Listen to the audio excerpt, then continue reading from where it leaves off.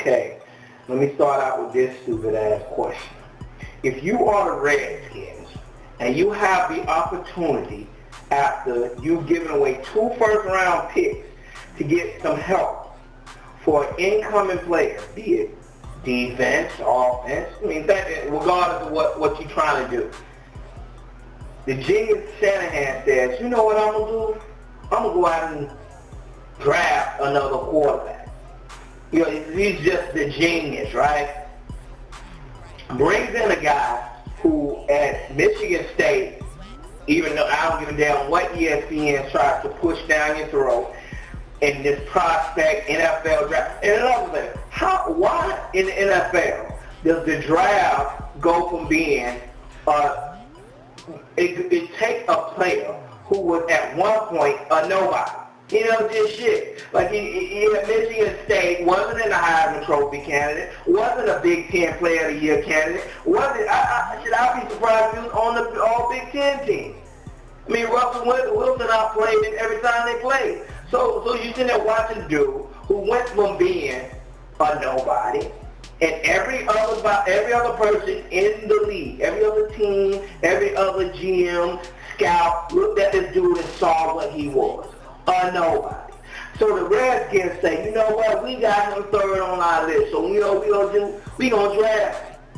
Now these geniuses drafting when you got a quarterback who you ain't got no weapons for.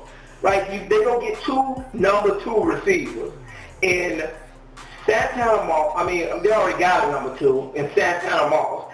And then they go and get Pierre Garçon, who had a whopping 900-yard receiving last year. And then they bring in, I don't even remember the other dude's name, but he ain't Morgan or some shit. He ain't even worth mentioning.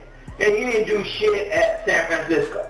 So all of a sudden we supposed to get excited about it. Now Fred Davis is a beast. You know what I'm saying? So he ain't got real problem on that end. I mean, and Cooley, alright. I mean, nobody in the backfield. Lamar Miller's sitting on the board, and you draft Kirk Cousins. I mean, and it ain't even about whether or not him and RG3 gonna be battling. Because to tell the truth, if RG3 loses a battle to Kirk Cousins, hell, he don't supposed to be starting in the NFL. You know what I'm saying? Obviously, he wasn't good enough for nobody else to give a damn about him. And then all of a sudden, he's sitting there and the stupid-ass Redskins pick him up. So now you in a league with Eli Manning, Mike Vick, and Tony Romo. All got weapons out there. You bring on Kirk Cousins. Like, who's the genius that sat down and said, you know what we're going to do? We're going to get another quarterback. And everybody applauded the decision. Like, come on, man. Like, that don't even make no sense. And then going on to the next point, right? Now you have a guy who is at quarterback playing with a bunch of number 2 receivers who probably, to be totally honest, I mean, Pierre Garçon ain't even a number 2 receiver because he woefully underperformed without Peyton Manning last year. I don't know what the hell they think he's going to do this year.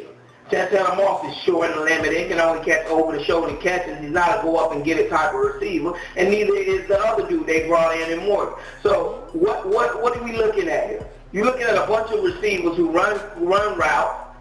You know what I'm saying? Run little crossing routes and stuff like that. They easily contain. You got Fred Davis, who's a beast, but I mean, he hasn't really got off. He don't have injury issues, and so is Chris Cooley. Then you go in the back, and you got Roy Halou Jr. And I ain't sleeping on him. I mean, he had a couple good games last year, but come on, this is who you. I mean, that ain't exactly the Panthers last year. You know what I mean?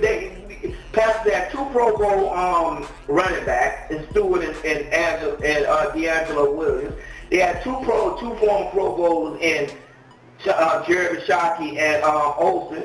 Then they got a Pro Bowler in Steve Smith, and then they got a second or third rounder in the Navy who can go up and go get it. I mean, they got people. You know what I'm saying? They had people to help Cam. I mean, these guys, they got a bunch of watch out, and they think he's gonna do what Cam Newton did. Now, I'm not saying that RG3 might not have the capabilities of doing that. He still might be good, but you don't go get Kirk Cousins in a fourth round when you ain't got nobody but a guard so far for this dude. I mean, you could have got Lamar Miller. They could have got Tommy Streeter. for Miami also. I mean, it was some players on the board that could have really helped them out. They needed a tall receiver. And you got Tommy Streeter, who's 6'5", at about 215, running a 40 and a 4.3, 4.4.